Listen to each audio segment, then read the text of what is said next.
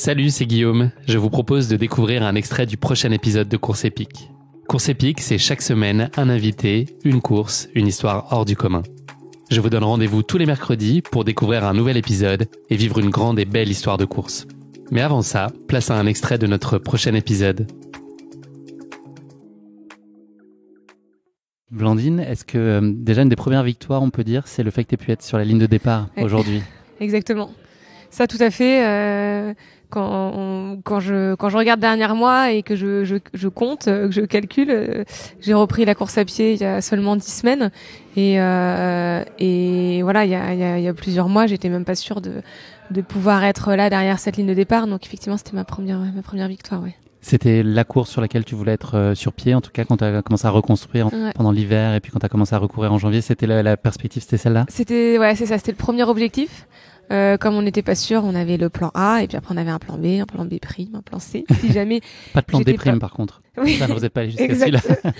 Moi, le plan des primes, ouais, celui-là. Tu l'avais eu avant, un peu. Ouais, exactement. Au moment de la blessure. Exactement. Une fracture de fatigue pour citer ta blessure. Ouais, qui m'a arrêté 10 semaines. 10 bonnes semaines. J'ai bien voulu prendre le temps, faire les choses bien. Dans mon malheur, elle est pas trop mal tombée dans la saison, parce que c'était en fin de saison. Donc j'ai pu aussi prendre le temps de bien m'arrêter, de bien me ressourcer, de bien récupérer et de bien prendre soin de moi.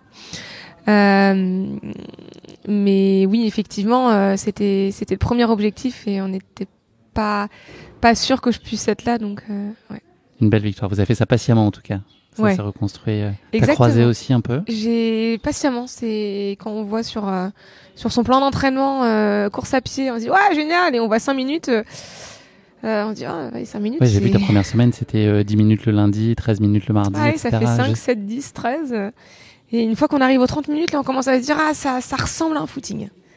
Et là, à partir du moment où tu commences à recourir, t'es dans l'espoir que ça va aller, ou est-ce que t'es pétri de doute et plein d'incertitudes? Bon, alors après, pour être tout à fait honnête, j'ai repris en fait début janvier.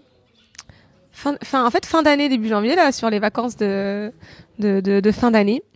Tout allait très bien. J'avais repris un protocole. Pareil, là, pour le coup, on avait fait un autre protocole avec des petits fractionnés marche-course avec 2 minutes de course, 1 minute de marche.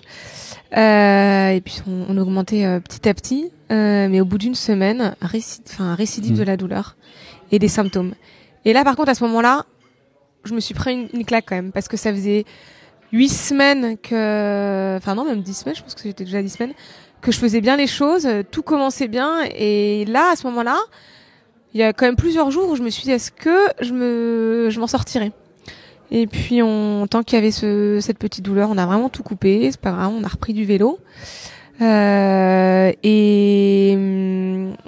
on a tout coupé. Puis on a refait un autre protocole, voilà, avec plutôt des 5 minutes. Et en fait, depuis que j'ai repris là, mi-janvier après cette coupure, plus jamais aucune douleur. Donc ça, c'est chouette. Mais oui, effectivement, par contre, j'ai bien gardé une activité pour me maintenir quand même en forme sur vélo, sur le home trainer. Alors je peux dire que cet hiver, je pense que j'ai passé plus de temps dans ma salle de sport que dehors, où on couplait entre home trainer et muscu.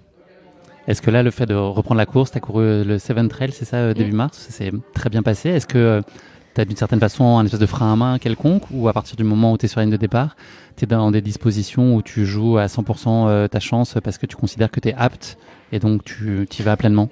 Oh non, là, moi je suis vraiment à l'écoute de moi et j'ai aucun signe, aucun symptôme qui me ferait douter. Donc pour l'instant, voilà, je touche du bois, mais pour l'instant ça va plutôt bien et je me sens pas du tout bridée. Voire même, j'ai toujours l'impression d'avoir ce sentiment, et je pense que beaucoup d'athlètes qui sont blessés ou qui reviennent de coupure ont le même, cette sensation. Déjà le corps est reposé, donc on se sent en pleine forme, et aussi voilà, j'avais envie de montrer qu'il fallait pas m'enterrer, quoi. J'avais envie de montrer que j'étais encore là malgré toutes ces péripéties. Ton sentiment là sur la start list, la densité, est-ce que t'aimes bien quand il y a ce niveau-là de rivalité, c'est pas le terme, mais en tout cas d'engouement, ou tu préférais avoir une course sur le papier en tout cas un peu plus simple? Là, je trouve qu'effectivement il y avait une très grosse densité, et aussi parce que je voyais les filles, en l'occurrence Adine et Julie étaient mes principales concurrentes et je savais leur état de forme. Julie parce qu'elle a fait des très belles courses. Adeline aussi, mais aussi parce que comme elle est dans ma team, on a fait des reconnaissances ensemble et je voyais qu'elle était très forte. Pour être tout à fait honnête, j'aurais aimé faire une course, on va dire un peu plus facile. Non, j'aime bien quand il y a la densité parce que ça montre l'engouement, ça montre le niveau que le trail français vraiment n'a pas du tout à rougir comparé à ses homologues européens ou mondiaux. Donc ça c'est génial. Après effectivement, quand on prend le départ de la course, on s'attend. Enfin moi je m'étais vraiment mentalisée à ce que ce soit très dur parce que je savais qu'il allait falloir que je souffre et que je sois toujours à fond pour essayer d'avoir la qualification objectif numéro 1 et aussi être championne de France qui était ma petite cerise sur le gâteau.